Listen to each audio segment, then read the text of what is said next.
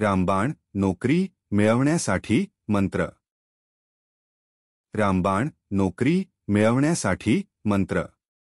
पिंडाक्षाय नमः या मंत्राचा संकल्पपूर्वक दररोज 108 वेळा जप करा. शास्त्रानुसार कोणत्याही प्रकारच्या पूजेपूर्वी किंवा सेवेपूर्वी संकल्प घेणे आवश्यक आहे. कोणतेही व्रत संकल्पाशिवाय पूर्ण होत नाही. पूजेपूर्वी संकल्प घेतल्यास त्या पूजेचे पूर्ण फळ प्राप्त होत नाही.